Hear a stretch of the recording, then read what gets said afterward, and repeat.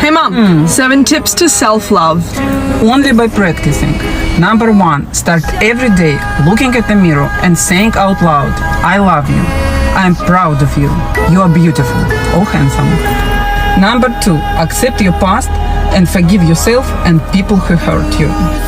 Number 3, write down your every achievement, even a small one, and read it at least once a day. Number 4, every time you want to think negatively about yourself, change it to an opposite positive thought. Number 5, every day do one thing for yourself which really brings you joy and happiness. Number 6, praise your every small achievement. Number 7, say no to people or actions if you feel so. Thank you. So many people ask me about how to love yourself. How do you love yourself, Louise? Because I talk about it all the time. So I made a list of how to love yourself. And it's even in poster and postcard form now. But number 1 on that list of how to love yourself is to stop all criticism. Just stop it, now and forevermore. And make a vow to yourself that you're going to do your very best from now on to stop criticizing, number 1, you, and then other people. It'll be a lot easier to stop criticizing other people when you stop criticizing yourself. Now, number 2 on that list is stop scaring yourself. And here we go into fear. How often do you terrorize yourself with your own thoughts? You get into absolute terror, and it's only coming from your thoughts. Nobody out there is doing a thing. Sometimes it's an old family pattern. Sometimes we get new things. How many people here are absolutely in terror of earthquakes? And how often do you do that to yourself? You know, we find so many ways to scare ourselves. I would like people, when you have time, to make a list of your fears. Make a list of your fears. And then give yourself the opportunity to turn each fear into a positive affirmation. Turn each one into something positive. One idle thought doesn't make a whole lot of difference. It's like but thoughts are like drops of water. You drop a drop of water on the table here, and it doesn't mean much. But if you keep dropping and keep dropping and keep dropping, you get the table becomes a wash, and then you get a puddle on the floor, and then you can get a little pond and a lake, and finally you can create an ocean. And with our own thoughts, we can drown in a sea of negativity, or we can float on the ocean of life. And it's up to us. The thoughts we think accumulate. And what sort of puddles are you standing in? Or are you up to here? Or are you up to here and trying to paddle? You know, what are you doing to yourself? When we're willing to change our thinking, we can change our experiences. And it doesn't matter if you've got a big puddle of negative thoughts. You know, you can move over here and create a puddle of marvelous positive thoughts. You can make changes, always. So you want to turn those fear thoughts into positive affirmations. Let them work for you. So here's 3 pieces of advice for 30-year-olds from a 40-year-old. Well, technically 41. 1, choose yourself. Let me tell you something. As girls, we are taught to put everybody and their mama before us, and that becomes a really sick cycle of denying yourself, repressing yourself, and betraying yourself over time. I have a mentor who says, choosing yourself is choosing God. So choose God by choosing yourself. Now, family, church, and society did not make that easy for you, so I understand it's going to take some practical tools and tips to actually get that going. So here's number 2. Heal your codependency. When people hear codependency, they tend to think, oh, it's, you know, you're super clingy or you get attached easily, or no. Codependency expresses itself in trying to control others. It expresses itself in trying to rescue others. It expresses itself in you jumping in when people didn't even ask for your help. And next thing you know, you help them. They're in a better position. You're worse off, and they don't even say thank you. So now you resent them for it, but they never asked you for help in the first place. Who's block am I on? And so it's important to understand, one, what codependency is, and two, to honor that we have all been conditioned to be codependent, whether it's family, church, society. You know, they're the unholy trinity as far as I'm concerned. The third piece of advice is to decolonize your faith, your religion, your spirituality, your spiritual practices. Chances are, if you grew up in this country, especially if you're Black, you have some encounter with the Christian church. Decolonize your Christianity, babes. The way that colonized Christianity has ransacked women's self-esteem, our sense of self-worth. The fact of the matter is, you are created in the image and likeness of God, and God rejoices over you with singing, and doesn't just rejoice over your servitude parts or your self-denial, but over your pleasure, over your body, all of your body. So yeah, beloved ones, those are my 3 pieces of advice. Above all else, love yourself. So trust me, there's plenty more where that came from. So if you want to hear more tips, more advice from a 41-year-old for 30-somethings, like and follow for more.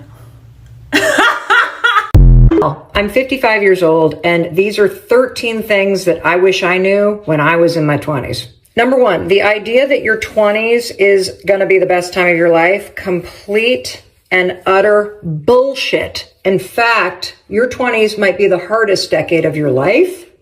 But listen to me. You're not broken, you're not a loser, and you are going to figure it out. Number 2, stop spending your money on stupid shit. Seriously, listen to me. Spending money that you do not have on things that you do not need, it does not make you feel powerful. It makes you feel powerless. Number 3, you have so much time. You have so much time to meet the love of your life, to make 6 figures, to figure out your career, to start a family. Slow down. Your time is precious, and you have plenty of it. Number 4, date the person, not the potential. I want you to ask yourself, are you truly dating the person as they are? Or are you dating them kind of wishing they were someone else? The fact is, no one changes unless they want to. So date the person, not their potential. Number 5, life isn't fair. And wishing that it was, it's not going to change anything. So stop comparing yourself to other people, because you can either throw yourself a pity party or you can trust where your life is leading you. Number 6, in your 20s, count your wins, not by the quantity of your paycheck, but by the quality of your circle. Every single time you make a quality connection, count that as the best damn bonus you could earn. Number 7, don't be a dick. Pretty self-explanatory. Number 8, you don't get to want it unless you've got the balls to ask for it. Stop pretending that other people can read your mind. They can't. If you want something, ask for it. Number 9, create a rock-solid morning routine, because it is the fastest way to take back control in your 20s. Number 10, get serious about who you're hanging out with. In your 20s, you get to choose who you spend time with. So spend time with people who lift you up, who share the same goals, who are supporting you and taking big risks. You know who these people are. Prioritize spending time with them. Number 11, be your own person. Stop doing things that you don't want to do. Stop saying you like things that you don't. Nobody likes a people pleaser, neither do you, so be your own person. Number 12, you're not in competition with anyone else. It's only you against you. There's enough love, enough money, enough success, enough friendship, enough everything for every single human being on the planet. Stop mistaking everybody else's wins as your loss. You're not in competition with anybody. And finally, number 13, when you are in your 20s, take the biggest risks of your life. It is the perfect time for you to move, to try a different career, to go back to school, to take that trip, mix things up. Because if you don't do it now during the perfect time of your life, you will live for the rest of your life with regret over the fact that you didn't, just like I do. So those were the 13 things that I wish I knew in my 20s, things that would have saved me so much heartbreak. It would have kept me from making so many mistakes. But the fact is, you can only go so deep on advice when you're doing a makeup tutorial. And so here's what I did. I created an entire podcast episode just for you. Because the fact is, yeah, your 20s can be really, really hard and very challenging. But they can also be one of the best decades of your life. Some hard truths from a 53-year-old. People who are not treating you well are not going to treat you any better if you work harder. There is never, ever a perfect time to do the thing that you want to do because we are not going to live forever. Your body is definitely going to repay you for how you treat it when you're young. Please stop hiding your age because we're all really lucky to be getting older. Nothing is as important as any of us are making it, so stop making big issues over small things. When you have conflict with someone, 9 times out of 10, that person's already told you who they are. People you're surrounding yourself with will always impact how you're showing up in the world. I'm turning 60 this year, and let me give you 3 of the most important things that you should know by the time that you get to my age. Number 1, you're always going to have a dark night of the soul. You always will at some point in your life. Number 2, they're always going to judge and criticize. They will all, hear me well on this. If you're doing something right, they will always judge and criticize you. So, ignore. And number 3, find balance. Find balance. Look, there's a lot of things that on here, on most social media, through my blogs, through our company, I talk about health. I talk about, sometimes people might think that, maybe I'm too extreme or maybe I'm not extreme enough. You get it. My point is you get it on both ends. I have been told that I'm too extreme by people who don't want to do health at all. And then I have been told that I'm not extreme enough by people who are on the other side of being too extreme. Find your balance. Find your balance. I'll give you for instance. I talk about health. I try really hard not to ingest a lot of toxins and chemicals, but I highlight my hair. I do. Every 4 or 5 months, I have them highlight my hair. I don't put dye on my scalp. That's my way of finding balance. The whole point of my telling you that is just find your balance. Do the best that you can. Look, I'm turning 60 this year, and when I was thinking about all the things that I've learned and all the things that I've gone through, by the time you're 60, you're going to go through so many things. Don't have any regrets. View your life, view the things that you've done as either a win or a lesson. You've either won or you've learned. Let everything else go. There's no failures. There's no bad stuff. You've either won or you've learned. Love you all. Waste of time to be insecure. As an older person, you can look back and say, oh my God, I was fantastic. Oh my God, I was so pretty. Now I'm, so it was such a waste to have those doubts. What advice would you give to women in their 30s about what life has to bring? Like, what would you say to a woman in her 30s? If you could talk to yourself as a woman in your 30s, what would you have told yourself? Well, it depends whether they're married or not married. Well, let's say they're not married. They're not married. Then I would say, to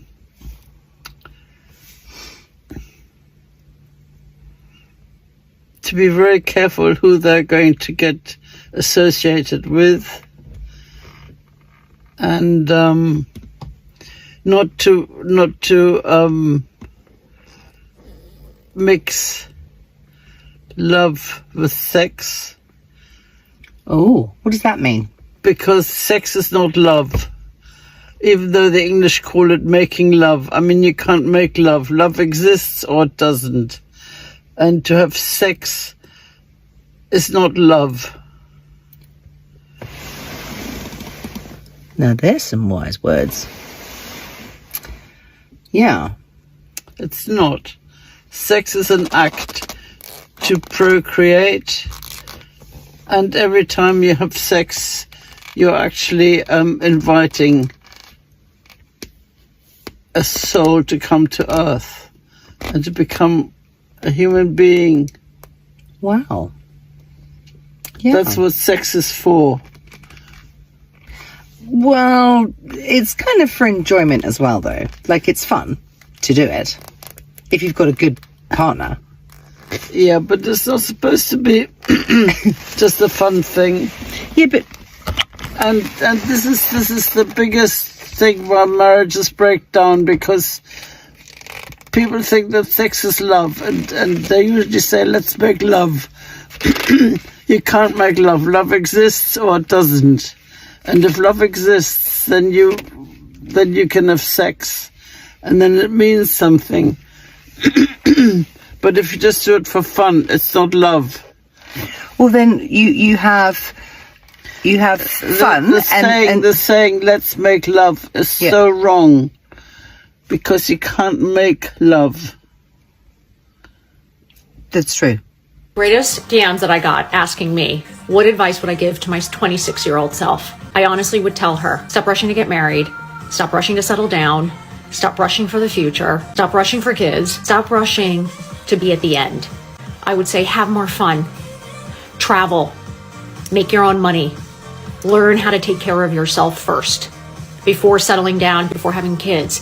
Know who you are, know what you like, experience life, experience people. Travel. Money best spent is traveling. I'd say have as much fun with your girlfriends as you possibly can. Stop worrying about everything. You have time. Enjoy it. Enjoy each day.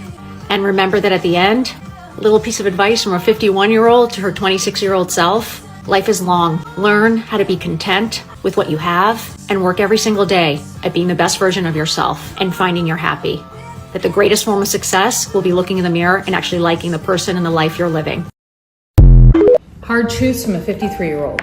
Obsessing over other people's lives and comparing it to your own actually requires you to abandon your own life, so mind your own business. You're probably apologizing too much for things that you shouldn't be sorry for. There's probably somebody out there who's more successful than you but less talented because they got out of their own way.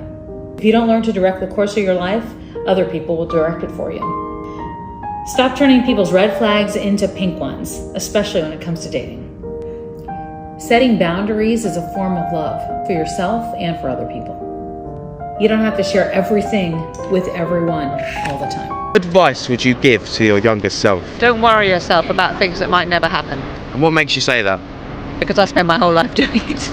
Don't be so afraid to not take life so seriously when I was younger. I worried too much. Everything's going to be okay. Still down too young, and now I'm living my life. I'm nearly 50 and I'm ticking every box off my list. This is me now. I'm not a mum.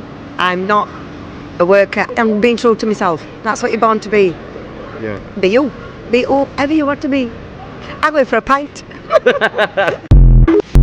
I probably spent 3/4 of my life worrying about what other people thought. Whatever people thought about me, what other people thought about my marriage, what other people thought about my circumstances, how I dressed, whatever people thought about anything. I was so concerned about my public image and what people thought, and even my private image. Don't worry about what other people think. And then when I went through menopause, I gained 20 pounds or maybe 30 pounds, and I thought, oh gee, people will think I'm fat, Who cares? Let it go. And when you're young, that is so hard, because you really don't know who you are yet, and you don't usually have the mature self-confidence to be strong enough to believe that you are unique and you are special. But don't worry what other people think. Be unique, be memorable, be confident, be proud, but mainly be you. Look at yourself in the mirror, wash your face, put your makeup on, put your clothes on, and then say, what must I do next? I must have a little breakfast, or I must have a cup of tea. And then I will start to do this little thing that needs doing. You're not going to worry about anything else but that at that moment. And then when you've done that, you think, I'm dressed, I've got some makeup on, I've done that task, it's taken me 2 hours or 3 hours. I need a cup of tea in the cafe, in the gallery. I'll go there and have it. That's my reward. And I deserve it. I deserve it. Because I've done those things. And you can take pride in the fact you've done them. Never mind about what else has happened years ago, what's going to happen in the future. Let's talk about self-care for high-achieving women.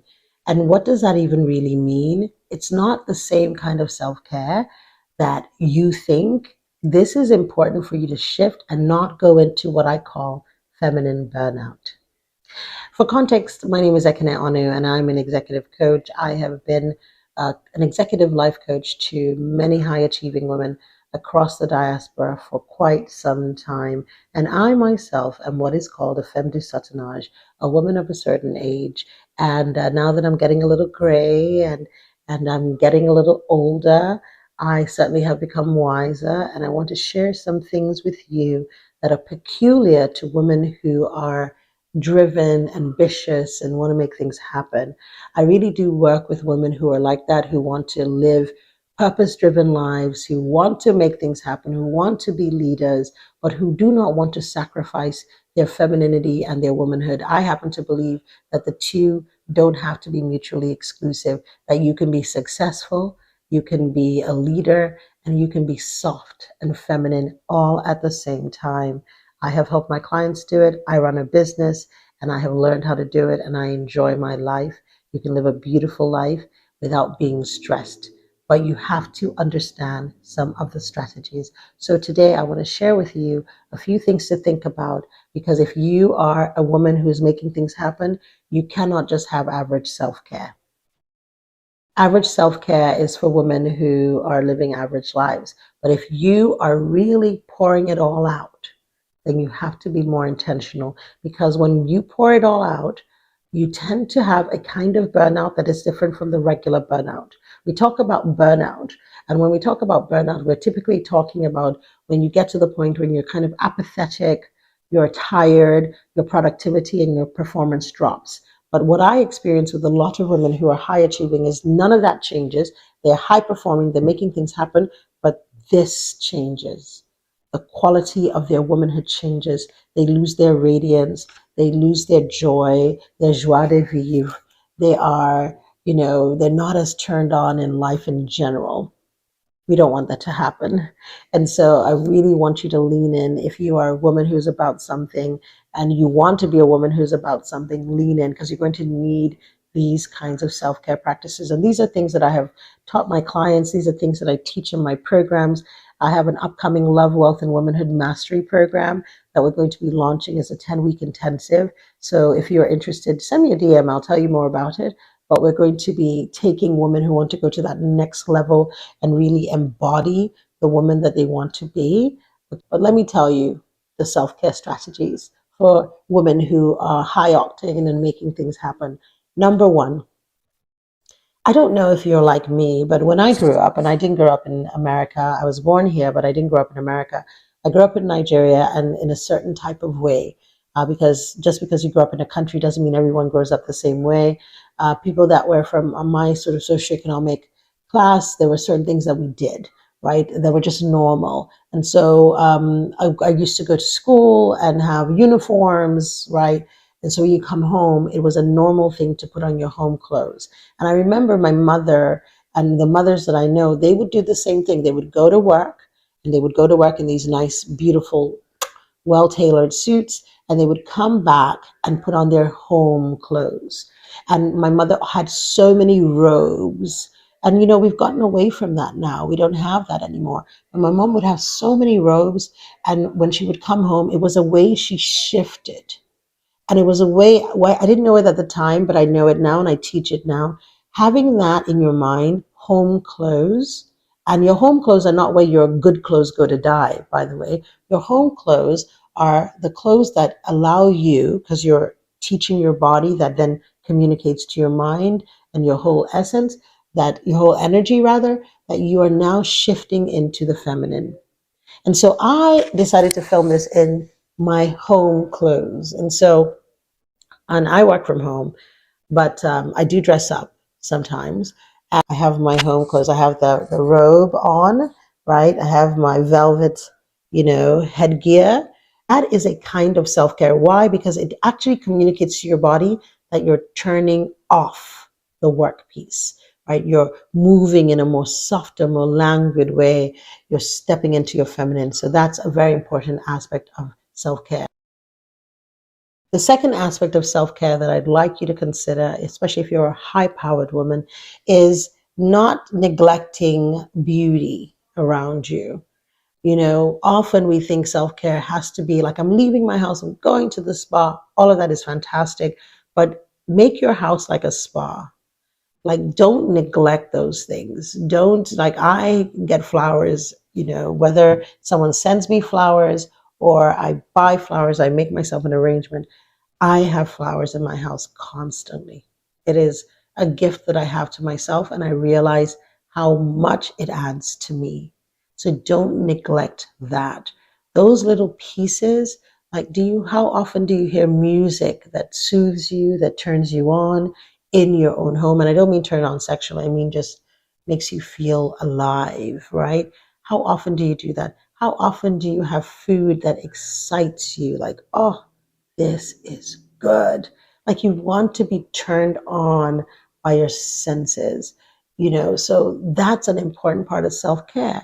If you don't want to become one of those women who is all about work and life, there's no play. All work and no play makes Jack and Jill a dull girl, right? So you want to make sure that you have things that bring you pleasure regularly in your life. That is going to really add value to you. I don't care where you are on your journey, but especially if you are someone that's considered high-powered, you want to make sure that you're very, very intentional about that. And then finally, slowing down. I think that if you have a lot of days that are boom, boom, boom, you should have a few days in the week. And most women don't, because the weekends become filled with chores. But you should have at least one day that you're having a slower day, a more languid day. You're more still. You're more at ease, right? Because then you find you can get into your body more.